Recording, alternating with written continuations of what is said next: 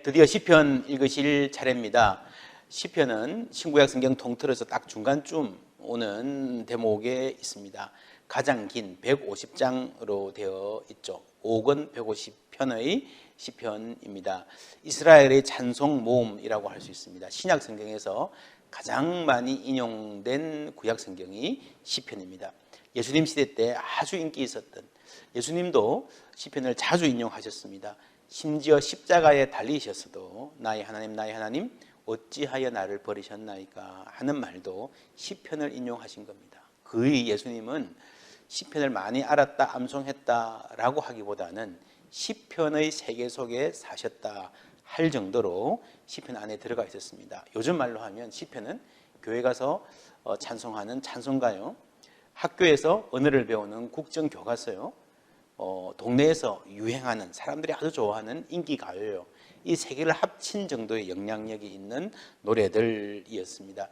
표제어가 붙어있는 경우가 많습니다. 시편 1편, 2편은 아무런 표제어 없이 그냥 나오는데 1편, 2편은 전체의 서론 역할을 한다고 볼 수 있습니다. 3편에 보시면 다윗이 그의 아들 압살롬을 피할 때에 지은 시라고 되어 있고요. 이제 뒤에 가면 성전에 올라갈 때 부르는 노래라는 표제가 붙은 시편들도 있습니다. 그러니까 이게 어떤 상황에서 지어진 시인가 하는 경우도 있고요. 혹은 이게 어떤 때에 부르던 노래다 하는데 초점을 맞춰서 표제가 붙어 있는 경우도 있습니다.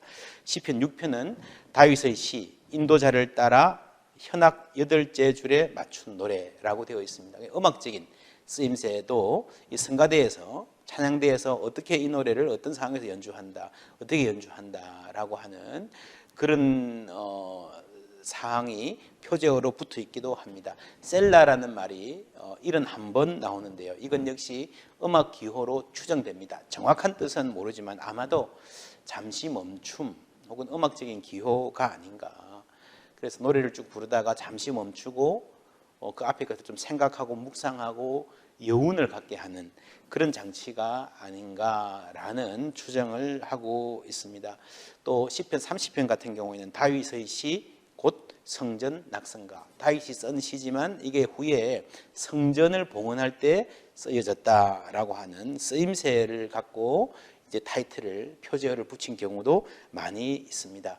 시편들 주제로 분류해 보면요, 탄식시가 있고요, 찬양시, 감사시, 제왕시, 왕을 기념하고 축복하고 노래하는 제왕시, 이렇게 나눌 수가 있습니다. 탄식시가 참 많은데, 탄식시가 많다는 것은 그만큼 우리 인간의 삶에 예나 지금이나 눈물이 많다는 것을 의미하겠죠. 그리고 대부분의 탄식시는요, 탄식하는 가운데에 이렇게 끝으로 가면 은혜를 받아서 하나님이 마음을 터치해 주셔서 감사하고 찬양으로 끝나는 경우가 참 많이 있습니다. 이것도 우리가 압축해서 몸이 건조하게 읽으면 아주 이상하게 보이기도 합니다. 금방 막 눈물 흘리고 세상이 다 무너질 것 같이 하던 사람이 여호와를 찬양하라 이렇게 바뀌는, 이것이 찬양 가운데에, 기도 가운데에 하나님이 만드신 기록이라는 것을 알고 우리가 따라서 읽을 수 있을 것입니다. 그래서 시편의 기도는 그렇게 논리정연하게 되어 있지 않습니다. 어쩌면 친구들하고 우리가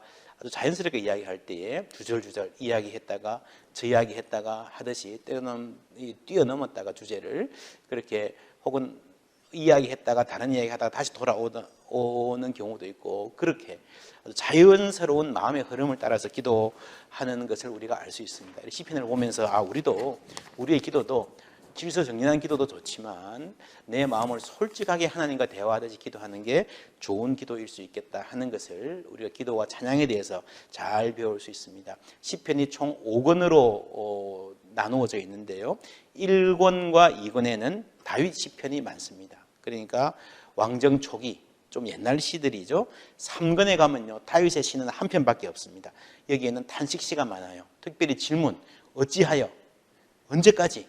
라고 하는 그런 탄식과 질문, 하나님을 향한 간절한 호소가 3권에 참 많이 나옵니다. 4권은 모세의 시편으로 시작되고 왕 되신 하나님을 찬양하는 시들이 4권에 많습니다.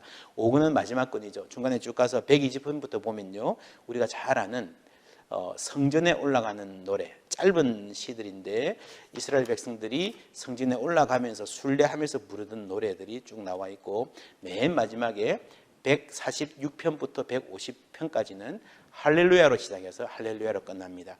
그래서 우리가 할렐루야 시편이라고 하는 장엄한 시들이 많이 나와 있습니다. 저자들도 다양합니다. 우리가 시편은 다윗의 시편, 솔로몬은 잠언은 솔로몬의 잠언은 그러지만 다윗이 시편을 다 쓴 건 아닙니다. 다윗의 시가 73편, 아삽 12편, 고라자손 11편, 솔로몬의 시 2편, 그리고 모세, 헤만, 에단 각 한 편, 무명의 시도 49편이나 있습니다. 시기로 보면 모세로부터 시작해서 다윗 그 이후까지 긴 시간 동안 바벨론 포로 이후까지 시편이 계속 쓰여졌고, 그리고 이 시가 집대성된 때, 요즘 말로 하면 시는 100년, 200년, 500년 전에 썼지만 이 시편으로 묶어진 시집을 만드는 이 시기는 상당히 후 시기, 바벨론 포로 이후 시기로 아마 추정이 됩니다. 그러니까 이 시에는 시를 맨 처음 지은 사람의 삶과 고백도 담겨져 있지만, 이 시를 애송하고 이 시로 기도하고 이 시로 찬송하고 이 시로 삶을 고백하고 이해하고요, 그리고 이 시를 마침내 시집으로 묶어서 예배하던 그 공동체의 삶도 함께 녹아져 있습니다. 예를 들어서 성전에 올라가는 노래가 옛날에 솔로몬 성전이 세워져 있을 때에 저 멀리서 성전을 향해서 한 걸음 한 걸음 제사 드리러 가던 사람들의 노래로 출발했지만, 그 이후에 바벨론 포로 시기에는 멀리 있는 성전을, 이미 무너진 성전을 그리워하면서 부르는 노래일 수도 있습니다. 그래서 이 시편들에는 이 시가 시 모음으로 묶어져서 시편으로 정착된 이 시편 안에는 수많은 세월에 많은 사람들의 고민과 탄식, 소망과 기대, 믿음의 고백이 켜켜이 쌓여져 녹아져 있다는 것입니다. 그 많은 고백들 끝에, 맨 끝에 예수님이 오셔서 이제 예수님 스스로의 입으로 시편을 고백하시고, 많은 사람들이 시편에서 예언한 분이 예수님이었구나. 시편에 보면은 많은 메시아 시편이 있거든요. 다윗도 예언을 했고 다윗의 시에도 메시아를 말하는 장면이 많이 나옵니다. 그래서 그런 모든 고백이 쌓여진 끝에 예수님이 등장하시고, 시편 전체도 예수 그리스도를 가리키는 메시아의 출현을 강력하게 소망하고 예고하는 예언적 기능을 함께 담당하고 있다는 것을 우리가 알 수 있습니다. 시편 읽으시면서 이 마음들 함께 살펴보시는, 그 마음들 안에서 또 내가 하나님께 드릴 말씀들을 발견해 가시는 은혜 있으시기를 바랍니다.